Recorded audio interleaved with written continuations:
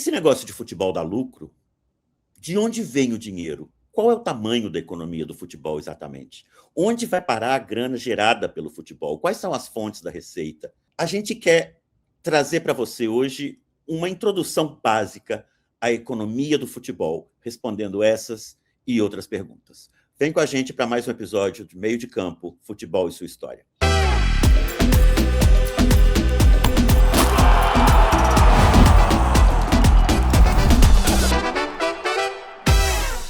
Bom dia, boa tarde, boa noite, eu sou Idelber Avelar, estou aqui com Diego Ambrosini e hoje é um episódio que vai falar de história, mas ele vai falar principalmente de economia do futebol.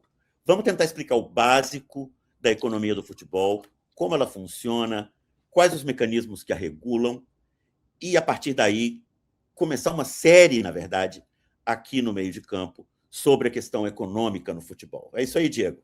É isso aí, Delber. Bom dia, boa tarde, boa noite para todo mundo que está nos assistindo, nos ouvindo. E é isso, a gente quer começar essa série aqui no nosso podcast. Hoje vai ser um episódio mais introdutório, a gente vai tentar tocar em alguns pontos, né, dessa discussão e depois, quem sabe, a gente vai fazer alguns outros episódios entrando mais, né, tocando mais a fundo em cada um desses pontos. Então, para falar de economia do futebol, né? Essa conversa entrou na moda nos últimos anos, né? Tanto em nível mundial, mas principalmente também aqui no Brasil, né? Desde 2021, quando houve a mudança, né? A criação da lei da SAF, e alguns clubes dos mais populares brasileiros no Brasil se tornaram empresas, né? Se tornaram uma sociedade anônima do futebol, de acordo com essa legislação. E a partir daí, a gente começa a escutar muitas vezes, né? Já é uma fala comum na imprensa esportiva e nos bares, nos botecos, onde a gente discute futebol, essa coisa de que, fulano é o dono do time, ele só quer lucro. O dono, ele busca lucro, a empresa, ela busca lucro, e é nisso que ela vai montar toda a operação, né? E essa já é uma primeira pergunta sobre a qual a gente pode conversar, né, Idelber? Futebol dá dinheiro mesmo? Né? Até que ponto essas empresas têm lucro de fato? Então, vamos começar por aí. Pois é, essa é uma primeira pergunta que é mais complicada do que parece. Parece. O futebol, evidentemente, gera muito dinheiro para muita gente, mas ele não tem a estrutura tradicional de uma economia capitalista, em que os donos ganham cada vez mais, uma parcela cada vez maior do lucro gerado, e os trabalhadores ganham cada vez menos, uma parcela cada vez menor do lucro gerado. Na economia do futebol, funciona um mecanismo ao revés. Esse mecanismo funciona ao revés. Particularmente a partir de 1995, com a Lei Bosman, que depois nós vamos explicar mais em detalhe, a distribuição do lucro no futebol, ela vai se concentrando cada vez mais nos trabalhadores. Claro que é na elite dos trabalhadores, né? Os trabalhadores que jogam a Premier League, a Champions League, a Série A italiana, a Bundesliga. Essa mão de obra muito qualificada, muito rara, ela começa a receber uma parcela cada vez maior de um lucro e de uma receita que vai aumentando cada vez mais, né? Ela vai aumentando cada vez mais por uma série de fatores, dentre os quais a televisão é uma peça-chave, né? Então, para contar essa história melhor, eu resolvi fazer uma introduçãozinha histórica para que a turma entenda que nem sempre as coisas foram assim, né? Na Inglaterra, que é o nosso caso paradigmático como país inventor do futebol, é preciso dizer que o profissionalismo existe desde 1885 e que, desde então, os clubes de futebol ingleses são entidades privadas, são empresas. O Manchester United é uma empresa há mais de um século, há muito mais de um século. O Manchester City é a mesma coisa, o Chelsea é a mesma coisa. Esses clubes eram empresas privadas, mas para que se mantivesse a competitividade no campeonato, uma série de medidas regulatórias foram aprovadas já na primeira década do século XX. Duas dessas medidas regulatórias são decisivas para manter a competitividade no campeonato inglês. A primeira é o limite de 5% dos dividendos que podem ser pagos aos donos. Então, se em 1910, 1920, você era dono do Newcastle United, você podia receber dividendos, mas até um limite de 5%. A segunda medida, que foi decisiva para manter a competitividade no campeonato, foi a instituição do salário máximo. Esse salário máximo é introduzido na Inglaterra em 1901. Naquele momento, o salário máximo era 4 libras por semana, o que, atualizando em dinheiro de hoje, seria o salário de um trabalhador especializado na indústria, né? Ou seja, é um sujeito que não é classe média alta, ele é um trabalhador ali daquela elite da classe trabalhadora, mas, em definitivo, classe trabalhadora. O salário máximo sobrevive na Inglaterra até 1961. Ou seja, durante 60 anos, a Inglaterra tem um salário máximo para jogador de futebol. Quando ele é abolido, em 1961, esse salário máximo está em 15 libras por semana, o que continua sendo um salário de elite de classe trabalhadora. A pressão dos jogadores cria as condições para que esse salário seja abolido, né? O que os jogadores argumentam, claro, é que, pera lá, eu estou recebendo 15 libras por semana, e eu venho jogar aqui em Wembley, tem 100 mil pessoas pagando 10, 12, 15 libras, essa conta não fecha. Onde está indo esse dinheiro todo, né? Com a pressão dos jogadores, o salário máximo ele é abolido na Inglaterra. Existe um aumento bastante significativo no salário dos jogadores de mais destaque, né? Mas ali naquele momento ainda existe um freio para a explosão salarial que só aconteceria 30 anos depois. Qual é esse freio? É o que todo boleiro brasileiro conhece como passe, e que em espanhol também se chama passe, e em inglês se chama Retain and Transfer System, né? O que é o passe? Ele é a capacidade que tem o clube de manter preso um jogador, mesmo depois do contrato já cumprido. Se um clube A tem um jogador X no seu elenco, esse jogador X só pode sair do clube A para o clube B se o clube A concordar com a oferta feita pelo clube B para ter os direitos federativos desse jogador. É como se você, para mudar da universidade A para a universidade B, precisasse da autorização da universidade A. Um contrassenso, evidentemente, inclusive em matéria não só de direitos laborais, como de direitos humanos, né? Mas esse sistema sobrevive no futebol, e ele sobrevive por uma razão. Ele mantém os jogadores submetidos a uma ordem controlada pelos clubes e pelas federações, cujo objetivo é manter a competitividade do jogo, né?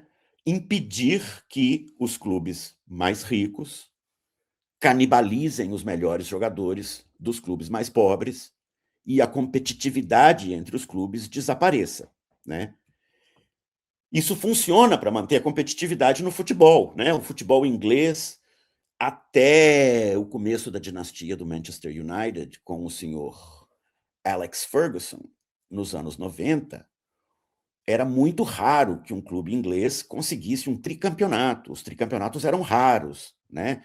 Tetracampeonato não tinha tido nenhum. E se você pega, por exemplo, do começo da década de 70 até o começo da década de 80, 11, 12 times diferentes ganharam o campeonato inglês, né? Nos últimos 8 anos, apenas 2 clubes, Manchester City, perdão, e Liverpool, ganharam a Premier League. Ou seja, uma das coisas que tem acontecido no futebol, todo mundo percebe isso, é um aumento da desigualdade, né? Uma grande Porque concentração, né? uma grande concentração. Nos anos 80 e 90, era possível que times como Estrela Vermelha de Belgrado ou Steaua Bucareste da Romênia ganhassem a Champions League, que então se chamava Copa Europeia. Hoje, isso é impensável, né? Ninguém imagina que a Estrela Vermelha de Belgrado possa ganhar a Champions League hoje. Pode até conseguir um resultado aqui, mas no próximo vai perder de algum gigante, né? A concentração está assim. O que é que provoca essa concentração? Vamos, então, a 95, né? Sim. A gente está falando um pouco do ponto de vista dos jogadores, né? Das relações trabalhistas e contratuais dos jogadores.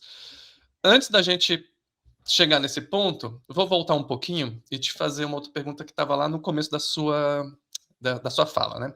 Você começou dizendo que na Inglaterra os times foram empresa desde sempre, basicamente, né? Desde o final do século XIX.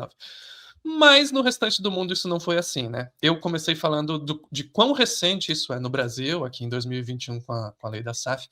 Na verdade, tem uma certa confusão, porque a legislação brasileira, desde a Lei Pelé, né, em 1999, já permitia que os clubes se organizassem como empresa, né, e vários clubes já eram empresa desde então. O que a lei da SAF faz é dar mais incentivos, né, principalmente para que os maiores clubes possam também passar por isso. Aqui no Brasil, esse processo ele é um processo voluntário. Cada clube decide, né, se ele quer se transformar numa empresa ou não. Em outros países não foi assim, né? Então, quer dizer, como é que é essa divisão em cada país, né, entre aqueles que são clubes empresa e aqueles que são clubes associativos? Se estão na Inglaterra, todo mundo é clube empresa. No Brasil, a gente já viu que é mais ou menos dividido. E em outros países. Então, na Argentina, como é que é? Como é que é na Espanha? Né? E na Alemanha, que é um caso famoso, né? Que o pessoal sempre fala que não é uma empresa, mas é controlada pelos sócios. Como é que é isso em cada lugar? Isso, essa é uma pergunta-chave, porque são vários modelos diferentes, né? Muitas vezes, nessa discussão sobre SAFs, há uma espécie de binarismo, assim. SAF, não SAF. Exato. Uhum. Quando, na E verdade, são mesmo, vários mesmo entre, modelos e mesmo diferentes. entre as diferentes SAFs ou as diferentes empresas, cada uma tem, né, sua forma de funcionamento diferente. Aliás, os associativos também, né?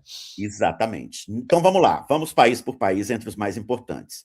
Como a gente dizia, na Inglaterra, todos os clubes profissionais sempre foram empresas desde o final do século XIX. No entanto, a ideia do dono que vai capitalizando em cima do clube não existe. O dono é visto como uma espécie de, a palavra que eles usam, custodian, né? É o sujeito que vai custodiar, ele é o guardião.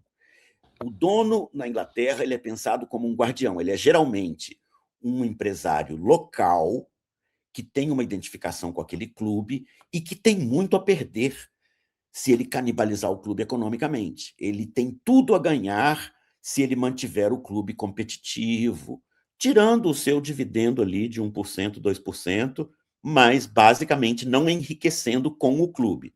Ele é o sujeito que enriqueceu por outras vias, né? Empresário, industrialista, etc., e que compra o clube, transformando-se em guardião desse clube por identificação com a comunidade, né? Esse é o modelo, digamos, inglês. E é por isso que no modelo Só para dar um exemplo bem famoso, é o do Elton John, né? Que nos Elton anos John, 70 dono do Watford, comprou o Watford, né? Então, exato, mas né? pode seguir. É por isso que a compra do Manchester United pelos Glazer, que são uma família americana, e a forma como se deu essa compra é tão escandalosa. Não é porque o Manchester United virou uma empresa do dia para a noite quando os Glazer compraram. Mas eu vou falar disso mais adiante. Na Argentina é o extremo oposto. Na Argentina, todos os clubes de futebol são entidades associativas, né? São clubes associativos. E aqui, o que a gente quer dizer com isso, porque também vale a pena explicar, né, Diego? Que raios é isso, juridicamente, né?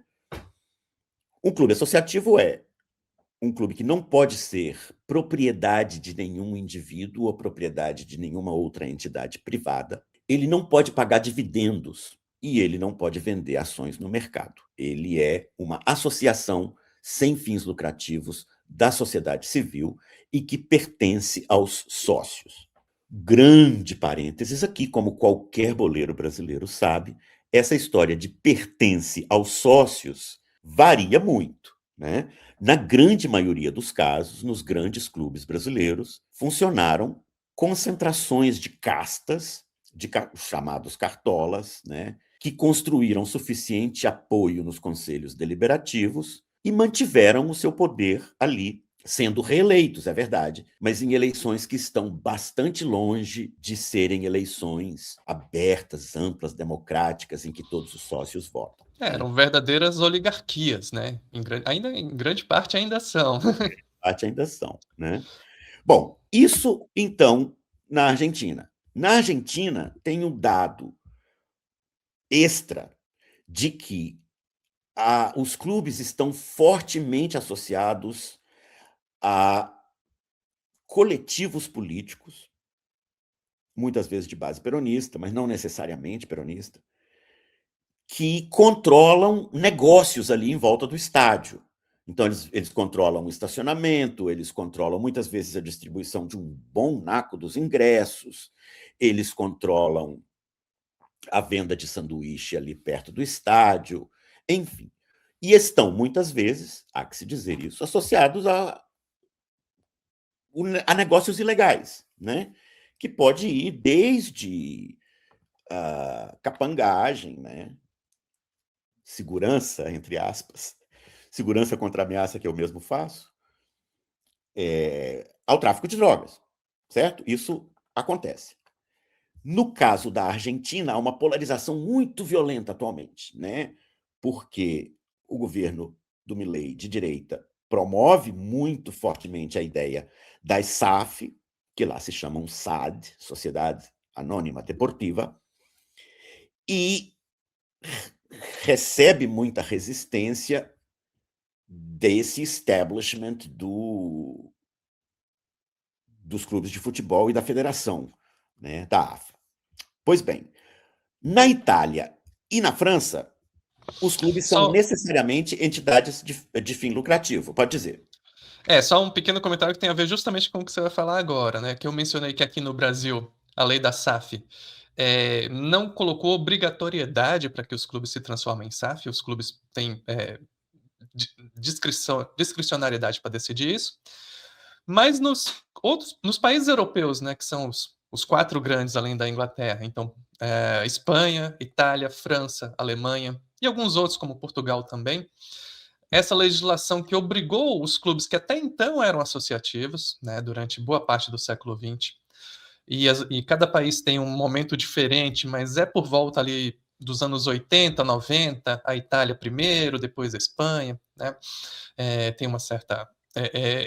As legislações nacionais de cada um desses países acabaram tornando a transformação em empresa obrigatória, né? Não Então, na tanto Espanha, né? Na Itália e na França, sim. na Na Espanha Espanha, houve exceções, né? houve Mas aqueles exceções. que não conseguiram comprovar a capacidade de ser uma exceção foram Isso, obrigados a se transformar em empresa, né? Então, isso, foi conta isso. um pouquinho cada um desse caso para a gente. Esses casos aí são curiosos. Assim, na França e na Itália, já no começo dos anos 90, da França foi em 1999, na verdade, aprovou-se legislação regulatória sobre os clubes que determinava que todos os clubes tinham que operar como entidades privadas, né? Todos os clubes de futebol na Itália são entidades de direito privado.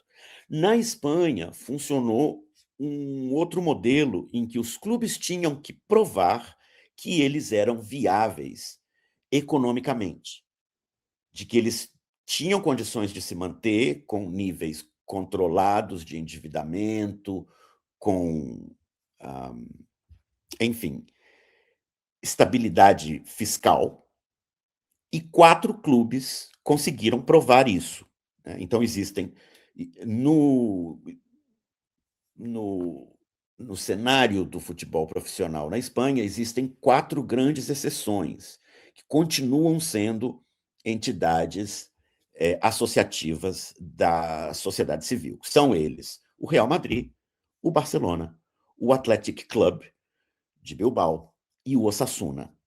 Esses 4 clubes são entidades sem fins lucrativos. Os outros são SAFs. Todos os outros clubes de futebol profissional na Inglaterra são SAFs. Na Alemanha... Na Espanha, Perdão, né? na Espanha. No caso, é SAD, né? Que lá também a sigla é Sociedade Anônima Desportiva.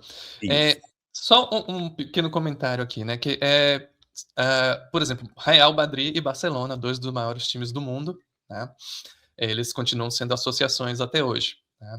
Não se transformaram em empresas. Mas a governança desses 2 times, ela é um pouco diferente, né? E toca um pouco em algo que você já falou mais cedo, porque as eleições e a escolha do dirigente, eu estou falando singular, no Real Madrid, ela é muito mais oligarquizada, né? Não é à toa que o Florentino Pérez está aí há décadas, né? E já no Barcelona, a disputa é mais...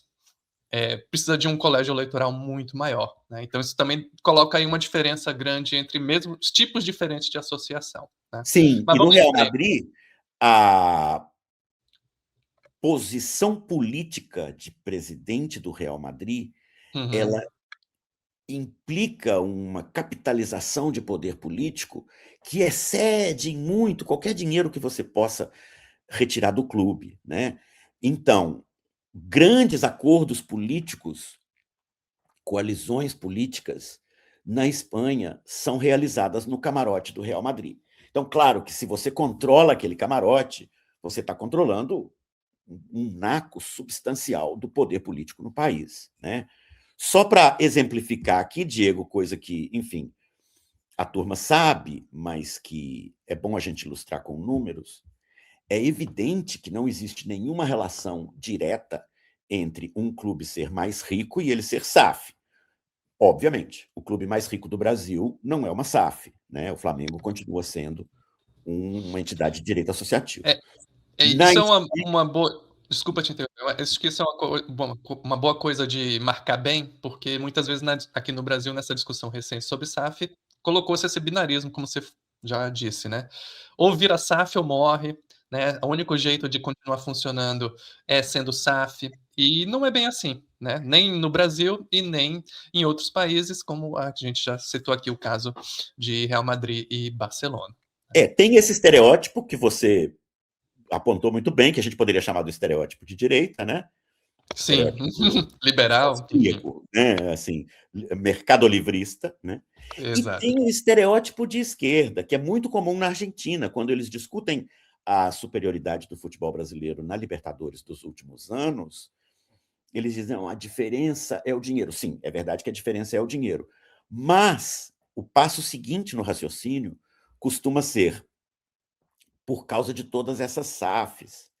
E, na verdade, os 2 clubes mais bem-sucedidos na Libertadores nos últimos anos são entidades de direito associativo, né? O Flamengo e o Palmeiras. Exato. Então, não existe uma relação automática entre conversão em SAF e aumento de receita. A maior receita de clube do mundo é a do Real Madrid, do último ano fiscal, foi quase 1 bilhão e 100 milhões de euros. O que é curiosíssimo é que, para demonstrar mais uma vez que a economia do futebol não é uma economia como as outras, né? O Real Madrid, com uma receita de quase 1 bilhão e 100 milhões de euros, postou um lucro de 13 milhões de euros. Você pode perguntar para qualquer executivo se um negócio que te dá um lucro anual de 1,4% é um negócio que vale a pena. Evidentemente que não vale a pena, né? Você pode deixar o seu dinheiro na poupança, que rende mais. Então, o clube de futebol, ele não vai dar lucro no mesmo sentido em que outras empresas dão lucro. Vamos falar da Alemanha, que a gente saltou, né, e não chegou na Alemanha. Eu ia te Alemanha provocar. funciona um sistema híbrido, né, que combina a propriedade dos sócios com as operações comerciais. Os clubes alemães são entidades de direito privado.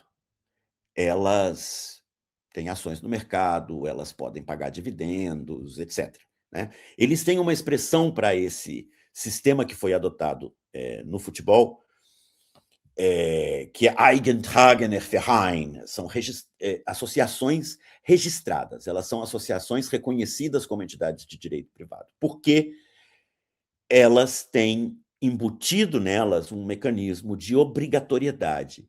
50% mais um das ações sejam de propriedade dos sócios, né? Uhum. Essa regra tem uma exceção em casos em que há uma empresa que mantém uma relação com aquela cidade. É o caso do Bayer Leverkusen, né, com a empresa Bayer. É o caso do Red Bull Leipzig, com a Red Bull. E é o caso do Wolfsburg, que é controlado pela Volkswagen, né? Mas, em todo caso, na Alemanha funciona esse modelo híbrido, que, argumentariam os defensores desse modelo, é um dos responsáveis pelo fato de que o campeonato alemão, apesar da falta de competitividade, é um dos líderes de público, sempre, né? Ele é sempre um dos líderes de público. Vamos falar das fontes da receita? Isso. Então, geralmente, né, a economia do futebol, para cada clube, né, ela tem pelo menos 3 ou talvez 4 fontes, né, vamos problematizar isso um pouquinho, de onde vem o dinheiro, né? Sim. Que são o match day revenue, em inglês, que aqui em português a gente costuma chamar, né, de faturamento operacional, que é a grana que o No clube dia do consegue jogo. tirar no dia do jogo, né? Então, ingresso, bilheteria, placa de publicidade, estacionamento, o que consegue vender ali de alimentação, de bebida, né? Os sócios torcedores, quem paga para ter season tickets, né? Esse é primeira fonte. A segunda, a fonte comercial, né? Os aspectos comerciais, que são basicamente tudo que o clube consegue levantar em termos de patrocínio, de vender camisa, né? E outros tipos de merchandising que for possível. E, por fim, a fonte mais robusta, que são os direitos de TV, de transmissão, e as premiações competitivas, né? Muitas vezes elas estão ligadas, né? Embora não seja exatamente a mesma coisa, mas elas têm alguma vinculação, alguma relação. Qual que é a razão entre essas três fontes, né, Idelber? De onde que os clubes conseguem tirar mais dinheiro? Qual que é a mais importante das três? Isso, essa é uma questão chave, porque ela muda completamente com a criação da Premier League em 1992. Uhum. Com a criação da Premier League em 1992, cria-se uma entidade jurídica separada das outras divisões, embora ela mantenha, claro, o sistema de rebaixamento e promoção, mas ela negocia os seus direitos de transmissão separadamente, porque a Premier League é uma entidade jurídica separada. Isso permite que a Premier League venda seus direitos de transmissão por um montante infinitamente superior ao que existia antes. Então, dessas três fontes de receita que você mencionou, né? Direitos de transmissão, acordos comerciais e receita do dia do jogo, a primeira e a segunda são muito recentes. Até 30 anos atrás, 30, 35, 40 anos atrás, os clubes basicamente viviam da receita do jogo e da venda ocasional de jogadores. Claro, essa é outra história, mas a venda ocasional de jogadores a gente não considera como parte de uma receita constante, né? Porque você nunca sabe quando você vai vender um jogador. Exato. De 92 para cá, com a criação da Premier League, foram se conformando três fontes principais de receitas, que são essas três que a gente destacou. O direito de transmissão, os acordos comerciais, porque antes não tinha propaganda em camisa de jogador de futebol, isso é recente. Antes não tinha placa de publicidade em estádio gerando receita significativa para time de futebol. Isso é recente também. Essas mudanças são mais ou menos dos anos 80 para cá, né? Dos anos 80 para cá. Deixa eu te provocar uma coisa, Delber, porque eu acho muito Deixa eu só curioso. responder essa pergunta. Então, Tá, vamos. Na Premier League, mais ou menos 45 a 55% da receita vem da televisão. Esse número é maior na França e na Itália. Ele oscila entre 50% e 60%. Ele é menor na Alemanha, ele oscila entre 35% e 45%. E na segundona inglesa, na Championship, os direitos de TV representam de 70% a 80% da receita. Então, claro que, como qualquer investidor vai te dizer, você deve diversificar a sua fonte de receita.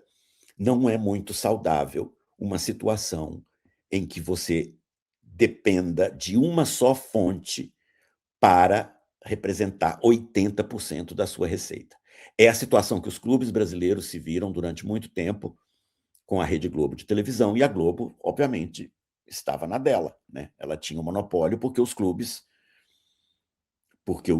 dependiam dela totalmente para sua receita, né? Então, essa porcentagem ela vai variar. A receita do dia do jogo, ela era o grosso da receita do futebol durante muito tempo, e hoje, por exemplo, na segunda divisão inglesa, ela não representa mais do que 10% a 20% do total. Na Premier League, ela representa de 10% a 15%. E o que cobre os outros 30%, em geral, são acordos comerciais, que inclui, por exemplo, venda de camisa. O Manchester United vende toneladas de camisas na China, né? A perda proporcional da importância da receita do dia do jogo faz com que os clubes se sintam autorizados a tratar os seus torcedores de arquibancada como cidadãos de segunda classe, né? Porque quem está trazendo a grana é a turma da televisão, certo? Mas você tinha uma provocação, manda bala. Eu ia te provocar justamente nesse ponto, né? Quer dizer, não é bem uma provocação, mas só conta mais pra gente, porque você disse que durante 100 anos, durante muito tempo, a principal receita vinha da bilheteria, né? Do dia do jogo, né? De tudo que o clube consegue arrecadar ali no estádio, né? E hoje em dia, a maior parte vem de direito de transmissão, né? Em todos os países, com diferenças, claro, alguns mais dependentes, outros menos, mas a maior parte. Só que essa é uma fonte de receitas relativamente nova, né? Ela vem dos anos 80, 90 para cá. Ela era irrisória antes, né? Então eu só queria te pedir que contasse, porque eu achei muito curioso quando a gente leu isso, que praticamente na Inglaterra, durante muito tempo, praticamente não havia futebol na televisão. E é Não, esse que é o grande pulo do gato da Premier League, que é o contrato com a Sky TV, né? Antes mesmo de explorar o mercado internacional, que hoje em dia é o grosso da grana de transmissão que a Premier League levanta, tinha um mercado interno ali gigantesco para ser explorado, né? Então, aqui também no Brasil, durante muito tempo, o jogo não era passado para praça, né? Então, se o jogo acontece em São Paulo, não era transmitido para São Paulo, né? E por aí vai. Então, quer dizer, essa relação da TV se tornar algo tão importante no organograma financeiro dos clubes é algo muito recente, né? É da era da Premier League. E aqui a gente tem Exato. que destacar que até 1992, a televisão pública inglesa ela tinha um monopólio, de fato, da transmissão. Então, ela lançava alguns centavos para os clubes e se reservava o direito de não mostrar os jogos. Até os anos 80, na Inglaterra, a televisão basicamente mostrava a final da FA Cup, algum jogo ocasional da seleção inglesa e mais uma outra partida. Mas não era comum exibir os jogos, né? Desde 1964 existe um programa chamado Match of the Day, que é um programa noturno de melhores momentos. Durante muito tempo funcionou na Inglaterra, operou na Inglaterra, essa mentalidade de que se você exibisse jogos na televisão, as pessoas não iriam ao estádio, né? Até hoje, na Inglaterra, funciona algo que eu não sei se a turma que nos escuta sabe, que é o blackout de sábado às 3 da tarde. No sábado, às 3 da tarde, acontecem, em geral, 4, 5 jogos da Premier League. Existem 3 países no planeta em que é impossível assistir legalmente esses jogos da Premier League de sábado às 3 da tarde, horário de Londres. Esses países são a Coreia do Norte, Cuba e a Inglaterra. em que é proibido passar jogo de futebol entre as 2h45 e as 5h15 da tarde no sábado, porque às 3 da tarde no sábado, todas as divisões inferiores da Inglaterra, profissionais e não profissionais, fazem os seus jogos. E nesse horário não pode transmitir futebol ao vivo em lugar nenhum. Mas o que existia até 1992 era, no máximo, uma transmissão por semana de um jogo do campeonato, às vezes pela BBC, às vezes pela ITV. Como tanto a BBC como a ITV são TVs públicas, estatais, elas funcionavam como uma espécie de consórcio, baixando o preço da transmissão. Nos anos 90, no começo dos anos 90, a presença de alguns executivos mais jovens nos chamados Big Five. O Big Five naquele momento, gente, é Arsenal, Manchester United, Liverpool, Tottenham e Everton. Não tem Manchester City ainda como grande clube inglês, não tem Chelsea ainda como grande clube inglês. Os 5 grandes, que naquele momento eram Liverpool, Manchester United, Arsenal, Tottenham e Everton, se reúnem e dizem: pera lá, tem muito dinheiro para ser gerado aqui, né?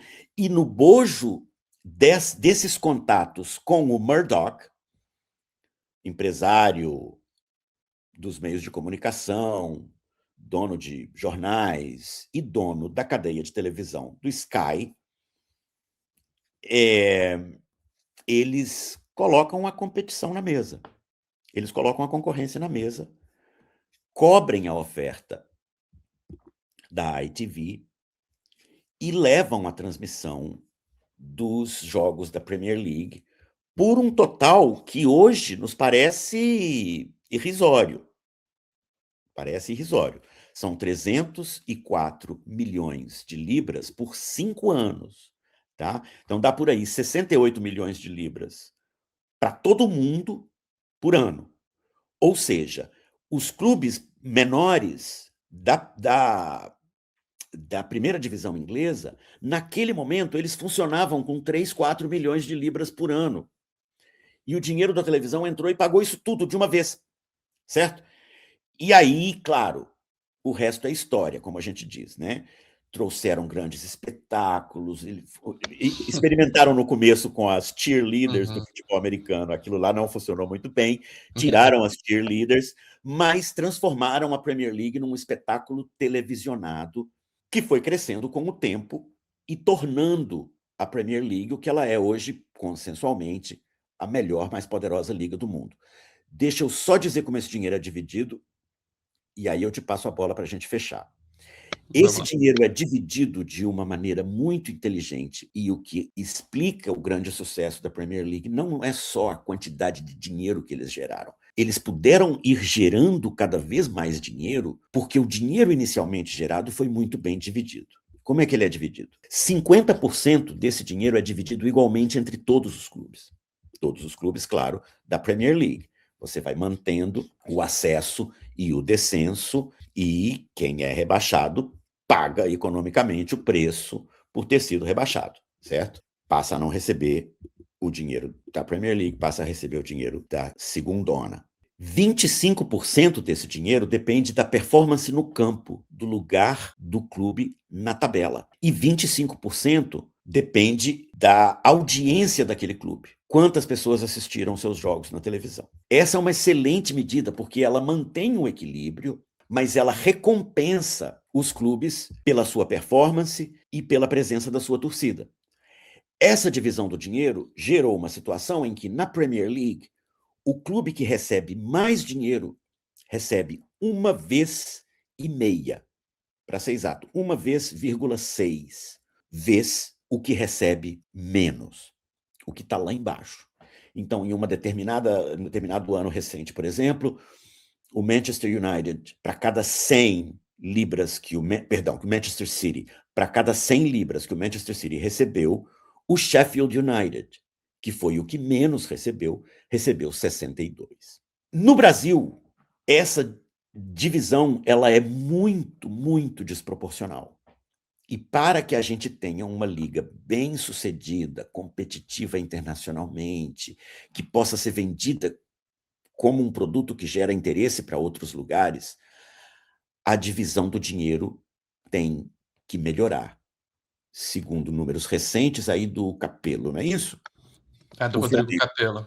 o Flamengo, que é o que mais recebe 7 vezes mais o que recebe o clube que recebe menos, né? Torcedores dos clubes mais populares do Brasil, como Flamengo e Corinthians, poderão argumentar que, por exemplo, o Flamengo mais o Corinthians detém 40% da torcida brasileira. Sim, eles detêm 40% da torcida brasileira, mais ou menos isso, né? O Flamengo dá uns 22 aí, o Corinthians dá uns 18. É verdade. No entanto, também é verdade que 40% da população brasileira não vai se mobilizar se o Flamengo e o Corinthians jogarem entre si todo fim de semana, 50 vezes no ano. É evidente que não. O exemplo absurdo que eu estou dando é simplesmente para ilustrar o ponto de que a receita gerada por cada clube é também um produto do campeonato como um todo. A receita gerada, ela é gerada no interior de uma competição. É a competição que gera o interesse, certo? Não é apenas o fato de que um determinado clube tem mais torcida do que outro. Claro que isso pesa, mas, por exemplo, de novo para dar um exemplo numérico, segundo as pesquisas atuais, a torcida do Flamengo é mais ou menos equivalente à soma das torcidas do Cruzeiro e do Grêmio, por exemplo. Um jogo entre o Flamengo e um clube sem torcida nenhuma, digamos o Bragantino ou Mirassol, um clube de torcida bem pequena, não vai dar o dobro da audiência de um jogo entre Cruzeiro e Grêmio, se Cruzeiro e Grêmio estiverem disputando lá na ponta. É evidente que não.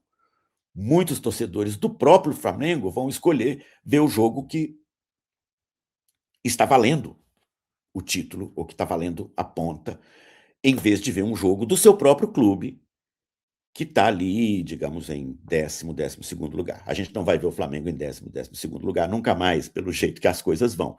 Mas tudo isso é para dar o exemplo de como a pura contagem algébrica de quantos torcedores tem cada clube não pode servir como fundamento para a divisão do dinheiro. Né? A Premier League tem um modelo, a gente não precisa copiar exatamente esse modelo, mas ela tem um modelo excelente, que funcionou para eles e que os tornou a liga mais poderosa do mundo. 50% dividido igualzinho para todo mundo, 20% recompensando o lugar na tabela, 25% recompensando o lugar na tabela, 25% recompensando a performance da torcida, Diego.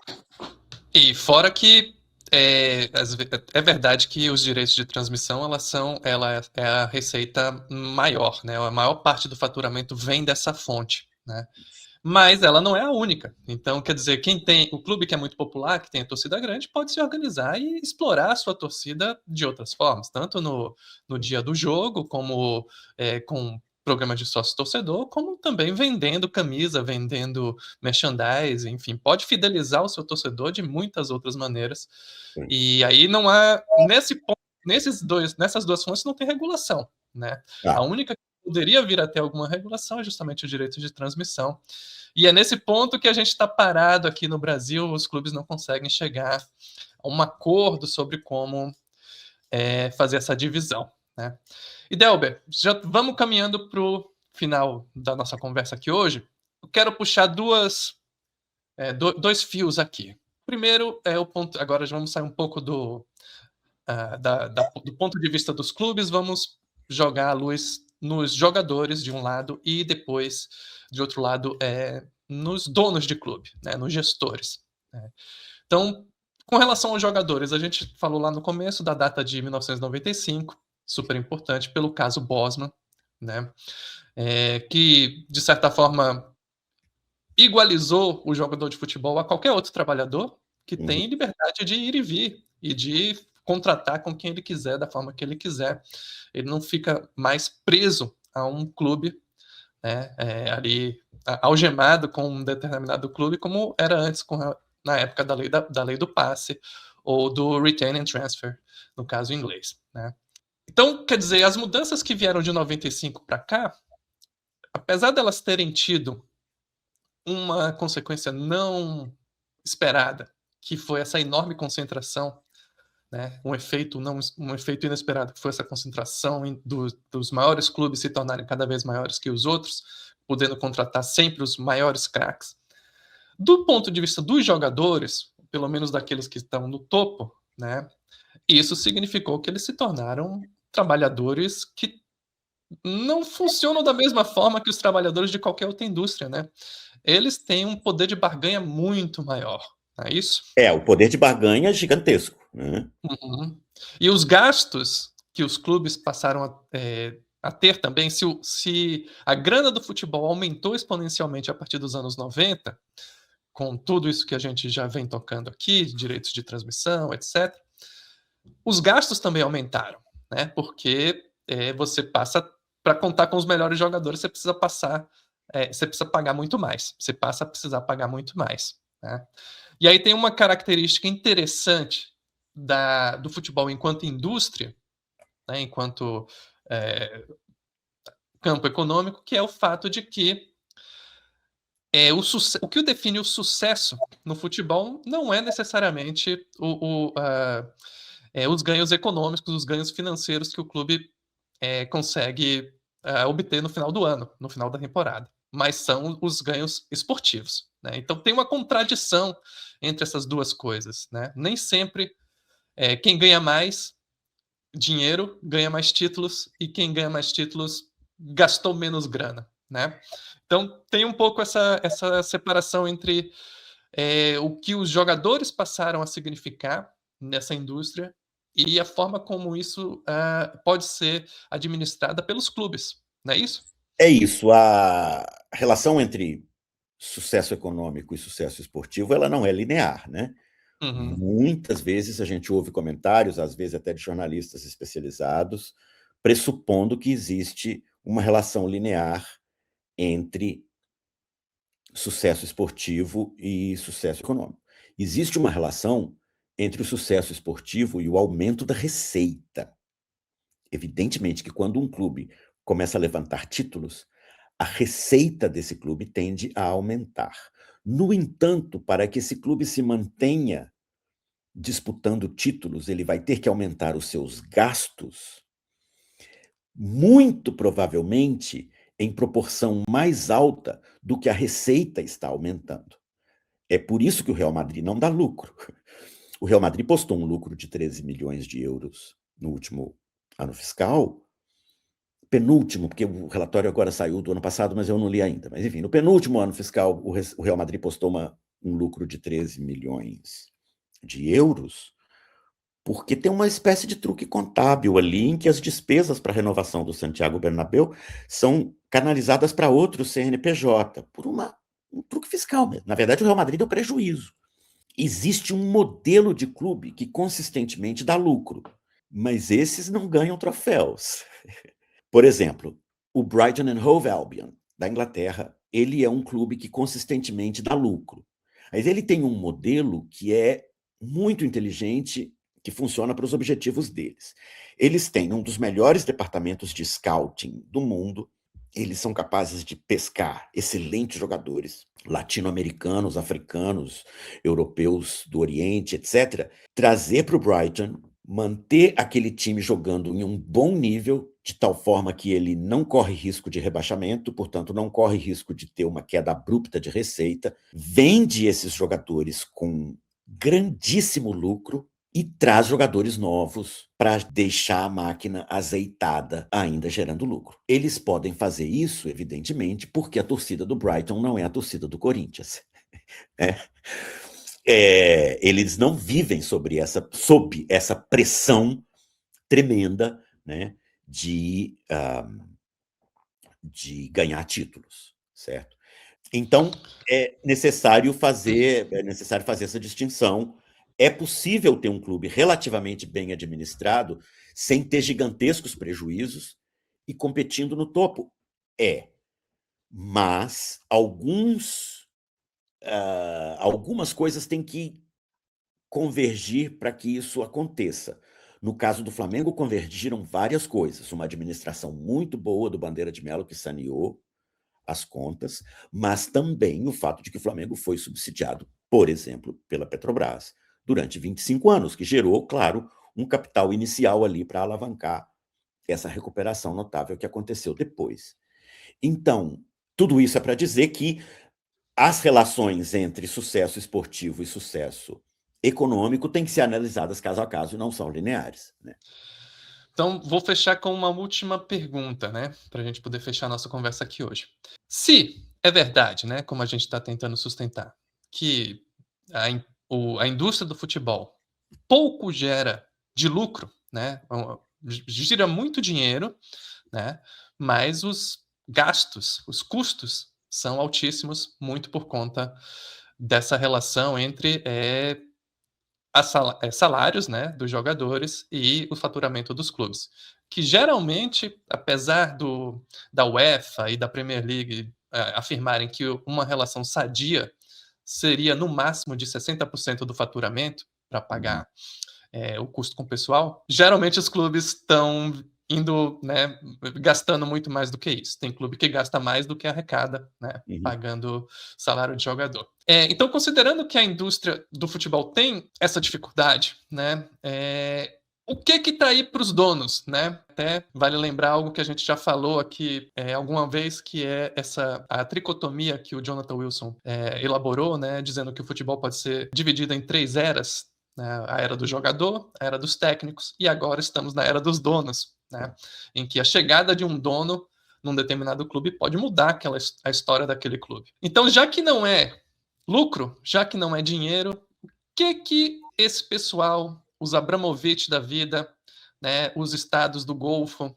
esses fundos norte-americanos que estão dominando o futebol europeu, a Premier League e as outras ligas também, e que pouco a pouco estão chegando também aqui no Brasil, o que eles buscam, né? O que está aí na mesa para eles? Pois é, buscam coisas diferentes, né? No caso, por exemplo, das ditaduras do Golfo, eu cheguei a ler algumas coisas inacreditáveis de gente que acha que o Catar ganha dinheiro com o Paris Saint-Germain. Não, meus amigos, o Catar não precisa do dinheiro que o Paris Saint-Germain gera pelo simples fato de que aquilo lá é dinheiro de pinga para eles. O Catar perde dinheiro com o Paris Saint-Germain, com o qual a gente quer dizer que o Paris Saint-Germain é um clube subsidiado pelo Catar. O Catar ganha outras coisas com o Paris Saint-Germain. Ganha, para começar, um assento a mesas ocidentais às quais ele não teria acesso. Ele ganha, para começar, a possibilidade de hospedar uma Copa do Mundo, porque foi a compra do Paris Saint-Germain que alavancou a presença do Fundo Soberano do Catar ali naquela conversa com Michel Platini, com a UEFA, com a FIFA, etc. O que ganha um país ao hospedar uma Copa? Ele ganha, por exemplo, a possibilidade de não virar um Kuwait, né? Ninguém vai invadir o Catar agora, certo? É uma presença geopolítica. Esse movimento das ditaduras do Golfo recebeu aí o nome de sports washing, né? Que é um nome que circula por aí, eu nem acho que é um nome muito bom, mas enfim, ele designa esse processo de lavar a imagem de uma ditadura através da compra de determinados clubes de futebol. Em outras palavras, quer dizer, o que se busca é prestígio, né? Prestígio, Não é poder, né? exato. Poder muito concretamente, né? Poder muito concretamente. Depois tem o caso dos hedge funds norte-americanos, né? Que aí já é um caso um pouco diferente. São entidades privadas que têm a capacidade de absorver uma perda durante muitos e muitos anos, para depois, no final, vender aquele clube com lucro, né? Então, vamos tomar o caso do Wrexham, por exemplo. Ali, claro, não é um hedge fund, são 2 indivíduos de Hollywood, etc., mas funciona mais ou menos o mesmo princípio. Eles compraram o clube por 2 milhões de libras. Depois, eles emprestaram mais 15 milhões de libras para o clube. Eles recuperaram esses 15 milhões que emprestaram, mas os 2 milhões que eles colocaram lá estão lá.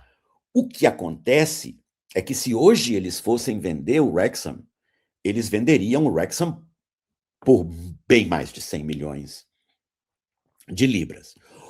O problema é que no momento que eles venderem, eles perdem tudo aquilo que eles construíram durante anos em termos de imagem, prestígio, etc. Né? Então, é uma faca de dois legumes, como diria o nosso querido Vicente Mateus. Existe um terceiro tipo de dono, que eu vou encaminhar rapidinho para a gente tentar concluir aqui, que é o modelo, digamos, Berlusconi, que é um cara que comprou o Milan, perdeu muito dinheiro com o Milan, mas montou um time inesquecível. E, no bojo de montar esse time inesquecível, virou dono da Itália. Né? Sim. Ele virou, enfim, o pilar do poder político na Itália, não só por causa dos conglomerados de mídia que ele controla, etc., mas por causa do Milan. Apesar de que o Milan não lhe deu lucro. Né? Esse é o cálculo, me parece, que foi feito por gente, por exemplo, como os Menin, que compraram o Galo. Eu não acredito nas leituras conspiratórias que dizem que eles compraram o Galo para roubar o Galo. Não é exatamente isso. Né? Eles compraram mais ou menos com a ilusão de que eles conseguiriam manter solvência econômica autossuficiente no clube e, ao mesmo tempo, acumular poder político ganhando títulos todo ano. Ora, não funciona assim. Né? Não foi bem assim. Né? Não foi bem assim que sucedeu a história. Isso a gente pode fazer depois um outro programa sobre o Galo e o Bahia, por exemplo, que são dois modelos totalmente diferentes de SAF. Né? Mas isso vai ter que ficar para outro momento. Acho que a gente pode fazer um programa só sobre Brasil, porque realmente cada SAF brasileira é um mundo, né? O Cruzeiro também é outra situação, né? Quer dizer, é mais próxima daquele dono que tinha identificação, né, com a comunidade, que era um pouco o que acontecia anteriormente. Enfim, acho que a gente hoje só arranhou aí a superfície, né, Idelba? Tem muito mais coisa para ser falada, mas talvez a gente possa terminando por aqui hoje e deixar portas abertas para, quem sabe, o pessoal aí nos comentários coloca quais são suas dúvidas, o que vocês gostariam de saber mais sobre esse tema da economia do futebol, né? E assim a gente continua a conversa numa próxima oportunidade. É isso? Voltamos em breve, então. Bom dia, boa tarde, boa noite. Falou, pessoal. Um abraço. Nos siga toda sexta-feira no canal Meio. Nós somos Meio de Campo, Futebol e Sua História. E deixe seu like, seu comentário. E a gente se vê na semana que vem. Um abraço. Tchau. Em ano eleitoral, o problema não é falta de informação, é o excesso de ruído, gente, a superficialidade e a briga constante pela sua atenção. É fácil se sentir perdido. O nosso trabalho no meio é fazer o oposto. Nossa missão é te dar clareza. É por isso que criamos a Pesquisa Meio Ideia, uma parceria nossa com o Instituto de Pesquisa Ideia, e os resultados de fevereiro já estão disponíveis. A pesquisa acompanha mês a mês o humor do eleitor brasileiro, o que pesa na escolha, o que muda voto, quais movimentos estão se consolidando no cenário político. Quem é assinante Meio Premium recebe a pesquisa em primeira mão em PDF, feita para leitura no celular e para circular, porque informação de qualidade precisa andar. Mas olha, a pesquisa é apenas a porta de entrada do nosso pacote de eleições de 2026. O pacote inclui ainda análises exclusivas que conectam os pontos, reportagens de bastidores direto de Brasília e newsletters especiais que antecipam os movimentos da política. É a sua ferramenta para ter uma visão de 360 graus, formar sua própria opinião com base sólida e qualificar as conversas que realmente importam. Por apenas R$15 por mês, você deixa de ser um espectador da política para se tornar alguém que entende profundamente. Assina o Meio Premium, tenha o controle da sua informação.